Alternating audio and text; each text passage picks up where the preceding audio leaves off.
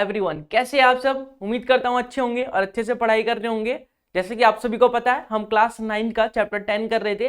Introduction part cover कर लिया और कुछ इंपॉर्टेंट थ्योरम जो 10.1 और 10.8 है वो भी कर लिया हमने। बहुत ही सिंपल वे में, बहुत ही शॉर्ट ऑफ टाइम पीरियड में हम कर लिया। 2 मिनट या 1 मिनट का वीडियो होगा जिसमें हमने शॉर्ट ट्रिक्स के साथ किया था थ्योरम्स को प्रूफ। तो आप लोगों ने अभी नहीं देखा तो उसको जल्दी से देखिए और उस पर लाइक कमेंट कीजिए ताकि आगे की वीडियोस जो है जल्दी जल्दी आ सके, हमें थोड़ा मोटिवेशन मिलता रहे और आपके लिए मेहनत करते रहें, एफर्ट्स करते रहें। तो आज की वीडियो में हम कवर करने जा रहे हैं क्लास 9 के लिए चैप्टर 10 सर्कल को आगे बढ़ा रहे हैं और उसी सीरीज में, उसी दौर में हम करेंगे आज की वीडियो में कवर एक्सरसाइज 10.1। तो देखेंगे कि एक्सरसाइज 10.1 में किस प्रकार से क्वेश्चन किए जाएं, किस प्रकार से क्वेश्चन हमें करने चाहिए जिससे कि शॉर्ट वे में, मतलब कम समय के अंदर हम अच्छे से स्कोर कर सके, टाइम बचाने के साथ साथ अपना अच्छा इंप्रूवमेंट कर सके। तो चलिए देखते हैं किस प्रकार का क्वेश्चन है और कैसे सॉल्व करना है। देखिए क्वेश्चन नंबर फर्स्ट आप लोगों के सामने है। आपको पढ़ना है क्वेश्चन, खुद सोचना है, उसके बाद आंसर को देखना है। ये नहीं कि वीडियो चला के बैठ गए और आंसर देख लिए और सोचा कि बस हो गया, वीडियो हो गया, चैप्टर कंप्लीट मेरा। ऐसे नहीं होता, आपको पहले सोचना है। आपने इंट्रोडक्शन पार्ट देखा होगा तो बहुत ही इजी क्वेश्चन है, आप तो ऐसे चुटकी बजा के कर सकते हैं। चलिए स्टार्ट करते हैं। देखिए क्वेश्चन नंबर फर्स्ट में बोला है फिल इन द ब्लैंक्स को फिल करना है। बहुत ही बच्चों वाले क्वेश्चन है। देखिए आपको पहले पार्ट में बोला गया कि the centre of circle lies in the dash of the circle. जो सेंटर होता है सर्कल का वो कहाँ लाई करता है। क्या बच्चों वाले क्वेश्चन है। देखो आपको बोला है एक सर्कल है, उसका सेंटर है, वो कहाँ लाई करेगा, सर्कल के बाहर कि सर्कल के अंदर। सर्कल के अंदर ही तो होगा सेंटर, बाहर तो होगा नहीं। तो यहां बोलेंगे हम इंटीरियर, मतलब सर्कल के अंदर ही तो होगा सेंटर, बाहर थोड़ी ना होगा। इतने पागल थोड़ी ना हम। सेकंड क्वेश्चन बोला है a point whose distance from the center of the circle is greater than the radius lies in the dash of the circle। इसने बोला है कि एक डिस्टेंस निकालना हमें सेंटर से सर्कल का, ठीक है, जो रेडियस से बड़ा हो तो वो कहाँ लाई करेगा। मान लीजिए ये कोई सर्कल है, ठीक है, ये है सेंटर, ये है रेडियस, इससे भी बड़ा हो तो वो पॉइंट कहाँ होगा, सर्कल के बाहर होगा। बहुत ही सिंपल है। तो यहाँ पे लिखेंगे एक्सटीरियर होगा। पहले का आंसर इंटीरियर, दूसरे का एक्सटीरियर है, ठीक है। बात करते हैं थर्ड पार्ट की। थर्ड पार्ट में बोला है the longest code of the circle is the dash of the circle. तो लॉन्गेस्ट कोड क्या होता है सर्कल का, आपको इंट्रोडक्शन पार्ट में बता दिया गया था। ये बहुत ही सिंपल क्वेश्चन है। चलिए बताता हूं मैं। डायमीटर होता है लॉन्गेस्ट पार्ट। जो सर्कल का लॉन्गेस्ट कोड होता है उसे हम डायमीटर कहते हैं। देखिए कोड तो ऐसे ऐसे होते हैं, लेकिन सबसे लॉन्गेस्ट कोड यहां से मान लो यहां तक, वो होता है हमारा डायमीटर, ठीक है। फोर्थ पार्ट की बात करते हैं। An arc is a dash when it and are the ends of the diameter. कहने का मतलब ये है कि आर्क जो है वो एंड कर रहा है डायमीटर पे, तो क्या होगा वो। देखिए एक ये डायमीटर है मान लीजिए किसी सर्कल का, और ये जो आर्क है यहां से स्टार्ट हो रहा है आर्क और यहां पे एंड कर रहा है, तो ये क्या होता है, सेमी सर्कल होता है। क्या बच्चों वाले क्वेश्चन पूछ रहे हैं, सेमी सर्कल। बात करते हैं फिफ्थ पार्ट की। फिफ्थ पार्ट में क्या बोला है, segment of the circle is region between and the arc and the dash of the circle. कहने का मतलब क्या है कि सेगमेंट ऑफ द सर्कल का कौन सा segment of the region between an arc and अ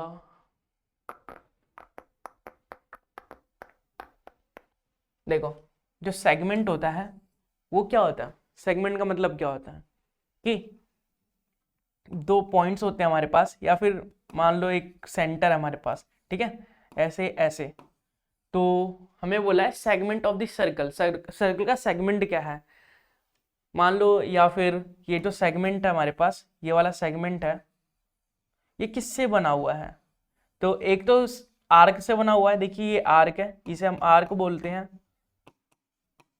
ये तो रेडियस है ना, रेडियस है ये, और ये भी रेडियस है। तो वही पूछ रहा है कि आर्क के अलावा दो और किस चीज से बने होते हैं, दो रेडियस से बने होते हैं जिसे हम रेडियाई बोलते हैं। तो इसका आंसर है रेडियाई। जब एक से ज्यादा रेडियस होते हैं तो हम उसे रेडियाई बोलते हैं। ठीक है। क्वेश्चन नंबर 6 पार्ट में क्या बोला है कि a circle divide the plane on which its line is dash parts. Plane को कितने पार्ट्स में डिवाइड करता है सर्कल? तो वो करता है 3 पार्ट्स में। प्लेन को सर्कल 3 पार्ट्स में डिवाइड करता है। ठीक है, उम्मीद करता हूं समझ में आ चुका होगा। बहुत ही सिंपल सिंपल क्वेश्चन थे। इसके अगले क्वेश्चन की तरफ बढ़ते हैं, क्वेश्चन नंबर 2 की तरफ। ये भी बहुत सिंपल सिंपल क्वेश्चन है, ट्रू और फॉल्स बताने हैं। लेकिन क्यों होंगे ट्रू और फॉल्स, साथ ही साथ ये भी पता होना चाहिए आप लोगों को। देखिए क्वेश्चन नंबर 1 में क्या बोला गया है कि line segment joining the centre to any point on the circle is a radius of the circle. समझ में आया क्या बोला गया क्वेश्चन में? नहीं आया? फिर से पढ़ते हैं। Line segment joining the centre, line segment जो है सेंटर से जॉइन है, of any point on the circle is the radius of the circle. देखिए ये कोई हमारा सर्कल है, इस पे कोई पॉइंट है और इससे कोई लाइन सेगमेंट निकाल रहे हैं और सेंटर पे जोड़ रहे हैं, तो ये क्या रेडियस है? इसी को तो हम रेडियस बोलते हैं। तो ये आ गया हमारा ट्रू, इसको हम ट्रू बोलेंगे। ट्रू को टी से डिनोट करेंगे हम। ठीक है, मैं बार बार ट्रू और फॉल्स नहीं लिखूंगा, टी और एफ लिखूंगा, आप समझ जाएंगे ये क्या लिखा है। सेकंड पार्ट देखते हैं। सेकंड पार्ट क्या है? A circle has only a finite number of equal codes. ये बिल्कुल गलत है। जो इक्वल कोड्स होते हैं वो इनफाइनाइट नंबर होते हैं, इनफाइनाइट खींच सकते हैं हम सर्कल पे। ठीक है, तो ये तो हो गया हमारा फॉल्स। बात करते हैं थर्ड पार्ट की। थर्ड पार्ट में क्या बोला है? If a circle is divided into 3 equal arc, each is a major arc. मान लीजिए कोई सर्कल है। पहली बात ये देखते ही गलत है, लेकिन फिर भी मैं आपको बताऊंगा जब इसके पीछे का रीजन, तो आप लोग खुद ही बताएंगे कि गलत है ये सही है। देखिए ये एक सर्कल है, मान लीजिए इसे 3 पार्ट्स में डिवाइड किया गया, 3 आर्क में। एक ये वाला आर्क, एक ये वाला आर्क,